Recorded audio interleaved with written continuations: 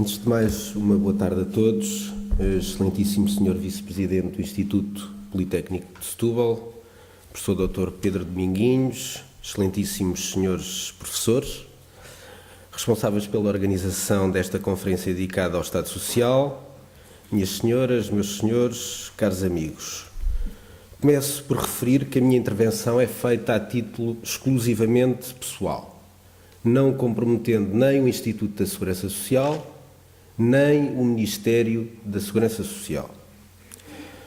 Por outro lado, gostaria de referir que me debruçarei apenas sobre a problemática da segurança social.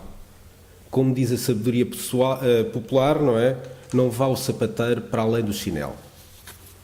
Por fim, gostaria de agradecer ao Instituto o convite e a oportunidade de participar neste ciclo de debates, num contexto histórico tão desafiador que só será ultrapassado se todos os homens e mulheres de boa vontade conseguirem, refletindo em conjunto, num quadro de total pluralidade, encontrar pontos comuns na construção do novo modelo de Estado Social. Portugal dispõe de um sistema público de segurança social que se desenvolveu muito mais tarde que o de outros países. A partir de 74, assumiu-se o princípio da solidariedade entre gerações e foi consagrado na Constituição o direito de todos à segurança social.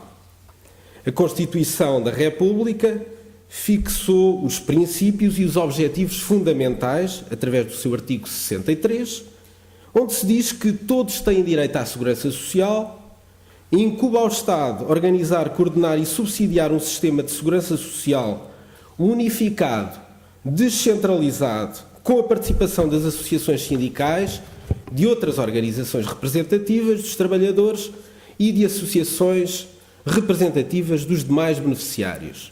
E, por fim, o sistema de segurança social protegerá os cidadãos na doença, velhice, invalidez, viuvez e orfandade, bem como no desemprego e em todas as outras situações de falta ou diminuição dos meios de subsistência ou de capacidade para o trabalho. É neste contexto que a denominada Lei de Bases da Segurança Social apresenta um papel relevante e procura atingir três grandes objetivos. Um primeiro é garantir a concretização do direito à segurança social. Um segundo, o de promover a melhoria sustentada das condições e dos níveis de proteção social e o reforço da respectiva equidade. E, por fim, o de promover a eficácia do sistema e a eficiência da sua gestão. Estes objetivos procuram ser concretizados através de três grandes sistemas. O sistema de proteção social e cidadania, que tem uma base não contributiva e é financiado pelo Orçamento de Estado, fundamentalmente. O sistema previdencial, que tem uma base contributiva, financiado fundamentalmente por cotizações e contribuições. E o sistema complementar de iniciativa voluntária, individual ou coletiva. Relativamente ao sistema de proteção social de cidadania, este tem por objetivo garantir direitos básicos dos cidadãos e a igualdade de oportunidades, bem como promover o bem-estar e a coesão social. O sistema previdencial visa garantir, assente no princípio de solidariedade de base profissional, prestações pecuniárias substitutivas de rendimentos de trabalho perdido em consequência da verificação de eventualidades legalmente definidas. Estamos a falar da velhice, da invalidez, da morte, do desemprego, da doença, da maternidade, da paternidade e da adoção. E, por fim, temos o sistema complementar, que compreende um regime público de capitalização e regimes complementares de iniciativa coletiva e iniciativa individual. Estes regimes complementares são reconhecidos como instrumentos significativos de proteção e de solidariedade social e concretiza na partilha das responsabilidades sociais, devendo o seu desenvolvimento ser estimulado pelo Estado através de incentivos considerados adequados. É isto que está na Lei de Bases. Ora bem, quais são os números, ao fim e ao cabo, que traduzem todos estes objetivos? Um primeiro número é que o Estado despendeu com prestações sociais em 2012 cerca de 17,5% do PIB e à frente de países como a Dinamarca, a Alemanha ou o Reino Unido. O Estado transferiu em 2012 mais de 1.100 milhões de euros para as instituições particulares de solidariedade social. A despesa com pensões mais do que duplicou em 10 anos, situando-se atualmente em valores próximos dos 14 mil milhões de euros. Atribuímos complemento social a quem ofere outras pensões de elevado valor. Por exemplo, atribuímos o complemento social a quem tem uma outra pensão de 5.516 euros. Atribuímos o complemento social de 187 euros a quem tem uma pensão de 4.864 euros. E atribuímos pensões de valor muito superior à correspondente carreira contributiva. Por exemplo, um caso ilustrativo de uma pensão de 5.067 euros deveria receber 2.942 euros caso se considerasse toda a carreira contributiva. Isto é, deveria receber menos 42%. Contudo, apesar destes gastos e desta despesa, o certo é que 24% dos portugueses continuam a viver no limiar da pobreza. E mais surpreendente é que o modelo que não responde às necessidades, porque há 24% da população no limiar da pobreza, encontra-se, diria eu, tecnicamente falido. Ilustrativo desta falência é o facto da parcela das contribuições dos trabalhadores e empresas realizadas em 2012, isto é, 13 mil milhões de euros de contribuições e cotizações, atuarialmente alocadas à cobertura do risco velhice e morte, não ser suficiente para cobrir as responsabilidades. Isto é, quando desagregamos as contribuições e cotizações à Segurança Social pelos respectivos riscos, morte, invalidez, velhice, desemprego, o que nos apercebemos é que a parcela relativa à velhice e à morte não é suficiente para cobrir as responsabilidades. Mais ainda, é que a manter-se a atual evolução do número de contribuintes e beneficiários, em 2030 será necessário despender mais de 20% do PIB para cobrir o déficit entre a receita e despesa no âmbito do regime previdencial da Segurança Social. Face a estes números, importa refletir sobre o que nos traz aqui, em particular sobre o título desta conferência. Estado Social, o que queremos e o que podemos ter, é o título, ou o subtítulo. Mas não deveria ser Estado Social, o que podemos ter e o que queremos? Na realidade, o Estado Social não se decreta, constrói-se. Com certeza que importará saber o que queremos, mas também importa definir o prazo em que o iremos concretizar. Se pensarmos simplesmente no que queremos, sem pensar no quando queremos, arriscamos-nos a cometer os mesmos erros do passado. Com efeito, sonhamos, mas quando confrontados com a realidade não mudamos o sonho, simplesmente decapitamos o que pretendemos para caber no que temos. Daí que o novo modelo de Estado Social tem que ser construído por etapas, com objetivos claros e muito definidos, mas alicerçado na realidade. E que realidade é essa? A dívida pública em percentagem do PIB não cairá para valores inferiores a 120% do PIB antes de 2025. Nos próximos anos, o Estado precisa de pedir no mercado internacional, todos os anos, mais de 10 mil milhões de euros. O sistema financeiro português não está estabilizado. A economia portuguesa não terá nos próximos 15 anos um crescimento médio anual real superior a 1,5%. E em 2050 teremos cerca de 4 milhões de pessoas com mais de 60 anos, face aos atuais 2,5 milhões. Isto é, mais 58%.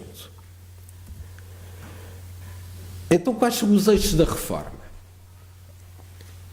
Neste contexto extremamente exigente, o novo sistema de segurança social deverá ser desenvolvido em torno dos seguintes eixos de intervenção.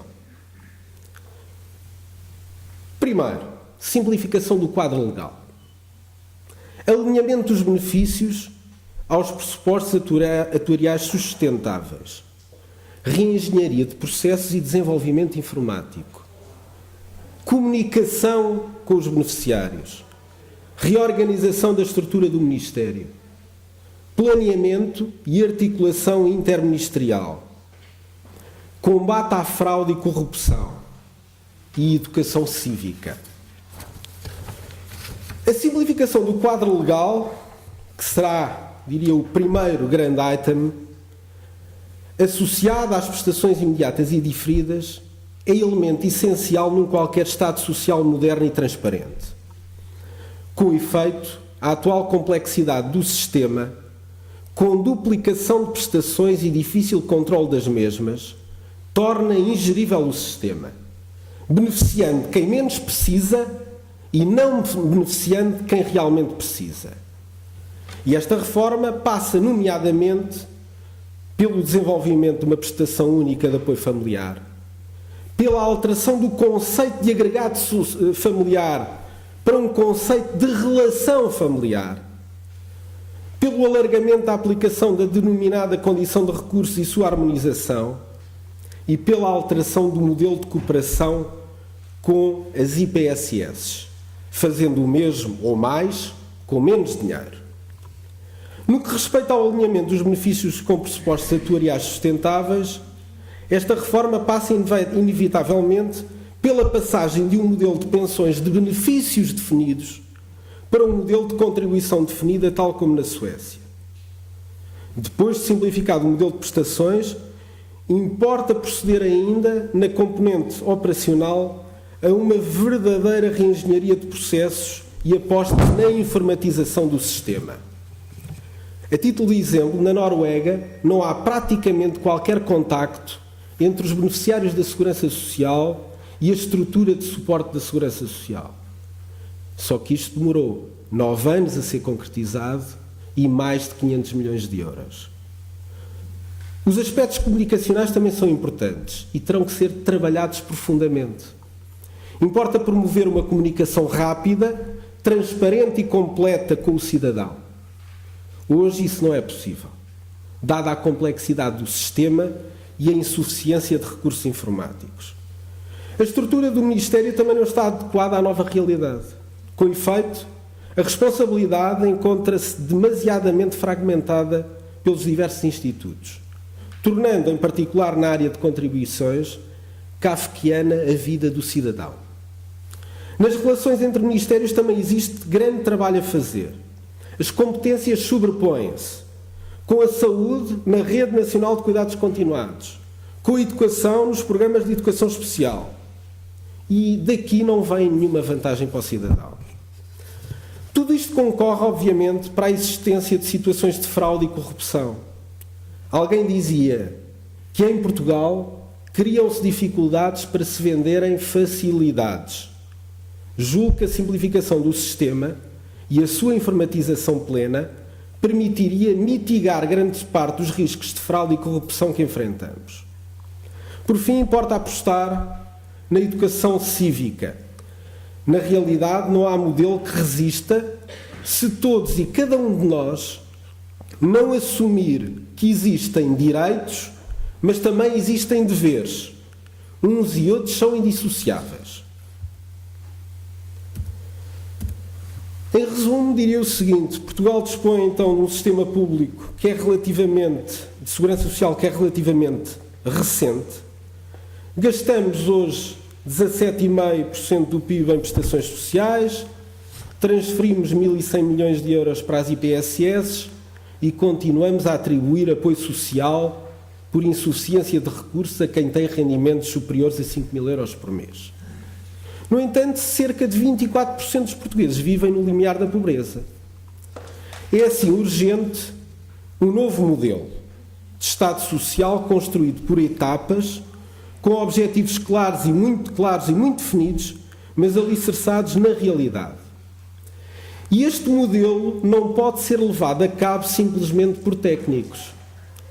Esses mesmos técnicos que criaram futuros de futuros, ligados a volatilidades de volatilidades, ou que nos disseram que o preço da habitação nunca caía. Pergunto, seria possível colocar na boca de um técnico as palavras de Churchill? Este modelo também não pode ser desenvolvido apenas por políticos. Os mesmos que fizeram rotundas dentro de rotundas, autoestradas ao lado de autoestradas, gimnodesportivos onde não havia crianças e lares onde não havia idosos.